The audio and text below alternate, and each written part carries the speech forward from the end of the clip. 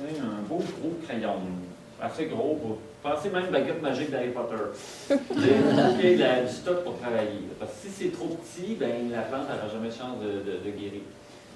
Le prélèvement du beau bois de l'année, bien vigoureux, qui a bien poussé, des beaux bourgeons, qui n'a pas l'air malade.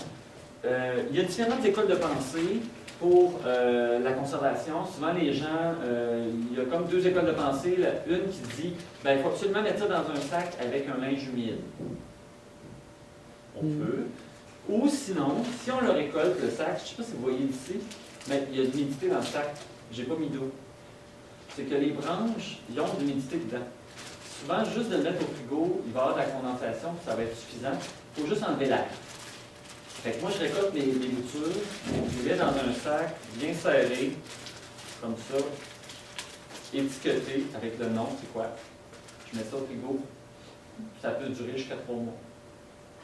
Parce que ça m'est arrivé d'échanger des affaires en février, puis les greffer juste au mois de mai. Mais il faut garder ça au frigo. Il ne faut pas qu'il y ait d'air dedans. Puis moi, ben, surtout vers la fin, là, si ça fait longtemps que je les ai, de temps en temps, je vais voir. Si tu moisis, ont-tu l'air sec, de quoi ça a l'air. Une autre chose que je n'ai pas mis là-dessus, qui peut être un bon truc pour conserver vos greffons, c'est de mettre un petit peu de cire quand vous avez coupé votre bois de chaque bout. Pas que ça parce que l'ennemi numéro 1 des greffes, des greffons, c'est la sécheresse. Il ne faut pas qu'il sèche. Il ne faut pas que ça dessèche. Parce que la plante n'a plus de racines pour cette là. Il faut lui donner une chance. Fait que ce qui peut donner une chance justement pour qu'elle se conserve longtemps, je mets un petit peu de cire en haut, un petit peu de cire en bas. Comme ça scelle les plaies, puis il n'y a pas d'évaporation. Ça, moi, je trouve que ça fait bien. J'ai commencé ça, puis ça aide à avoir une meilleure conservation. La cire d'abeille? Oui. En fait, même la cire de chandelle, carrément. Je me casse pas la tête, là. Oui. On peut peut-être accepter une petite question, mais... Qu'est-ce que tu fais s'ils sont secs ou moisis? Quand c'est sec, il n'y a pas grand-chose à faire, à moins... Là à ce moment-là, probablement que je prendrais le truc de mettre un petit linge humide ou quelque chose pour essayer de sauver ma bouture, là, mais si elle est trop sèche, bien, souvent elle est morte, c'est trop tard. Si c'est moisi, un super bon truc, parce que c'est comme ça que je fais ma stratification de graines, un petit peu de peroxyde. Nettoyer avec un linge avec du peroxyde, puis ça ne tue pas toute la plante, puis au moins ça aide à contrôler un peu la moisissure. Ça m'est arrivé une fois carrément de saucer ma bouture dans l'eau de javel. Ça ne tue pas la plante, puis ça tue le champignon. Ça peut être un autre bon truc.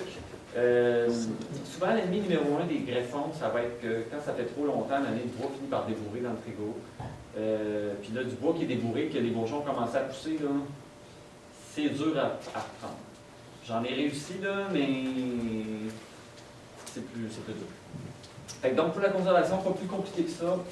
Un petit tapon de bois, bien identifié, un ziploc, on met ça dans le frigo. Puis, je vais juste regarder c'est quoi la prochaine. OK, je vais finir avec celle-là, on va prendre une petite pause. La conservation du bois vert pour le bois d'été. Parce que là, j'ai parlé tantôt des greffes d'hiver. Ça va être pour les greffes d'été. Parce que les deux se font. Les greffes d'été, on prend du bois aussi qui est de la saison, mais on ne garde jamais le bout de la branche, juste le bas. Ça se voulait être un exemple de bois d'été, puis en ce moment, les feuilles ont toutes tombé. Fait que j'ai comme raté ma shot. Mettons que c'est une branche de bois d'été qui a des feuilles. On va servir de notre imagination. Il faudrait que je coupe la tête parce que, vu que c'est du bois nouveau, les bourgeons ne sont pas encore assez formés. Fait qu'on garde juste le bas. Avec les beaux gros bourgeons. Ça prend absolument des bourgeons. Puis après ça, on coupe les feuilles et les pétioles servent un peu de poignée pour aller greffer nos bourgeons. Et après ça, il faut greffer. On ne peut pas garder ça trop loin dans le frigo, c'est sûr, la plante est vivante.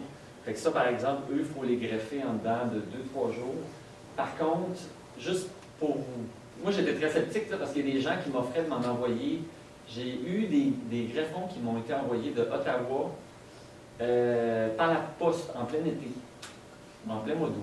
Puis je ne croyais pas, je me disais, là, non, ils vont cramer. C'est des branches avec des feuilles, sont vivantes. Là.